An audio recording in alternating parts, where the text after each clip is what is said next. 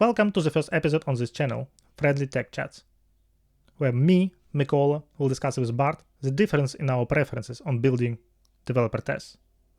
We split this episode into three parts. In the first one you'll see now, Bart will explain his preference for lower level tests, unit tests, and his concerns about focusing on the high level tests, integration for example.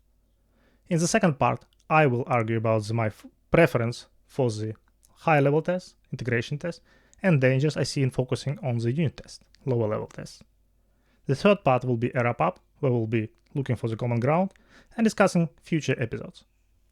Enjoy! Let's talk about integration testing and unit testing. The last time we talked about this, we had a certain difference in our views. My position is that I prefer to have a little bit more tests in the integration level, and unit tests are supporting, and I think you had a different opinion. I think I agree in practice that can be the right situation to end up in.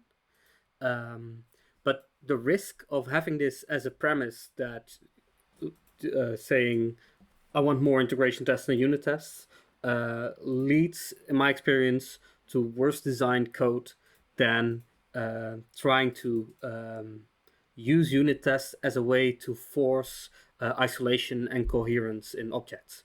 And so while pragmatically, I think it can often be the case that you end up with more integration tests than unit tests, I think it's important to keep focusing that on that in an abstract ideal world, there would be more unit tests than integration tests. So I think by focusing on having more unit tests than integration tests while you develop an application, you will end up with a better application than focusing on integration tests.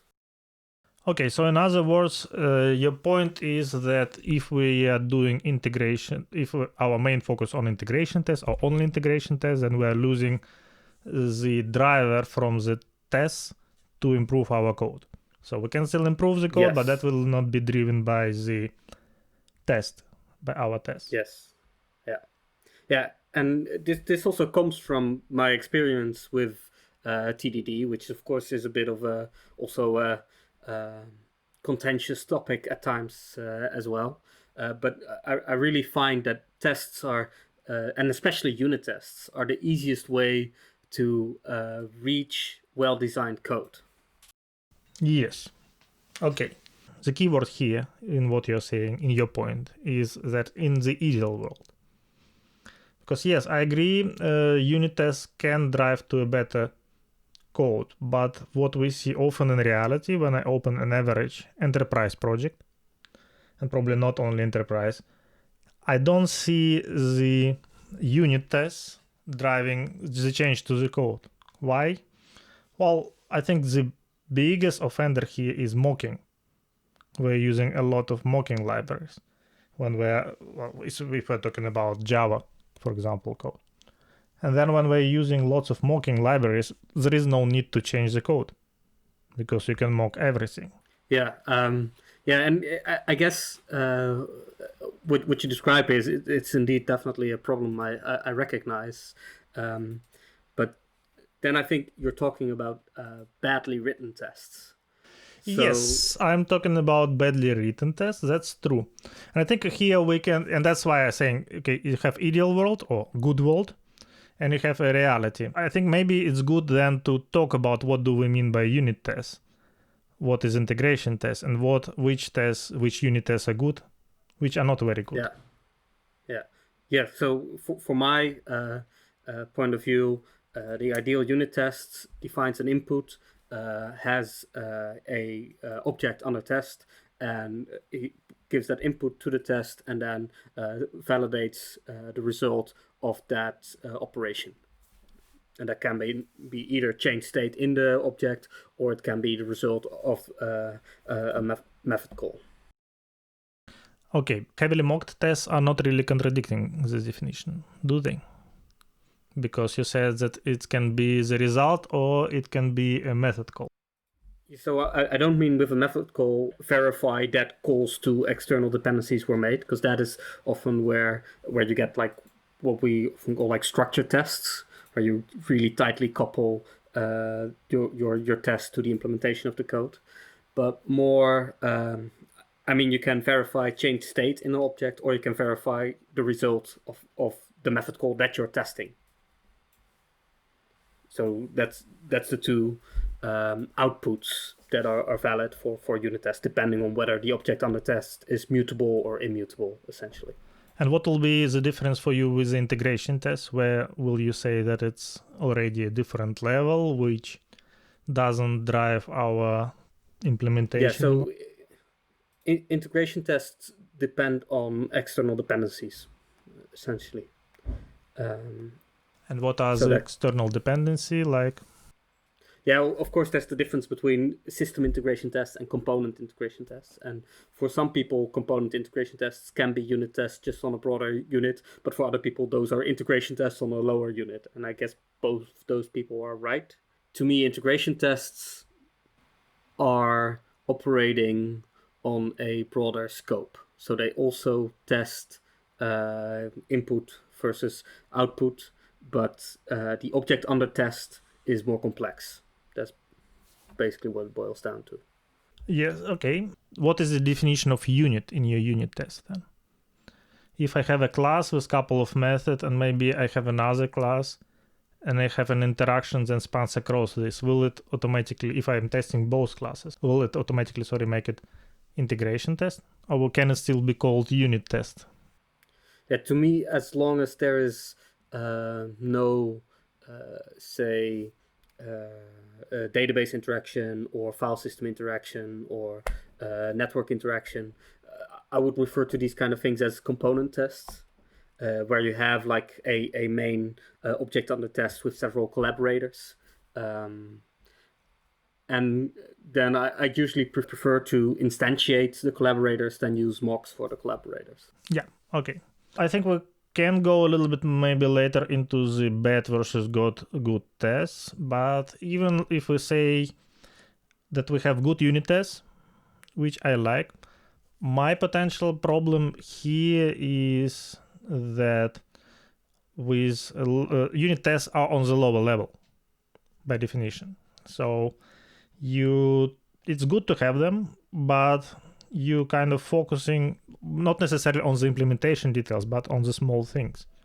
And then what I see in my experience that it often becomes difficult to compose out of those small unit tests, how the system behaves in general. Yeah. I mean, it's possible. Unit tests also aren't about system behavior. Yes, that's true. But we also want to have to see the system behavior. Yeah. So you definitely need integration tests.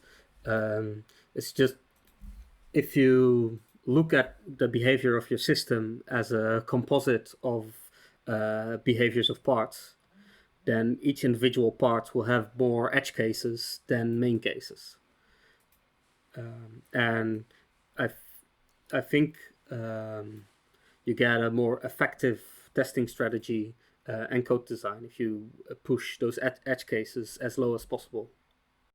Yes, but you still want to have the system test or some kind of higher test, so you don't contradict this. Because for me, again, we're talking about the ideal world. In the ideal world, I would agree with you that it's good to have good unit tests, good factored code so that you can easily unit test them. Some system high level tests that span across them.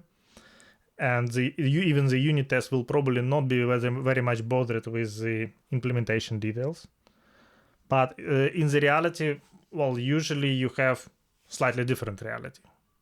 And that's from the natural point of view. And that because of time, because how you're getting, often you're inheriting code base, you don't have much time to improve it properly.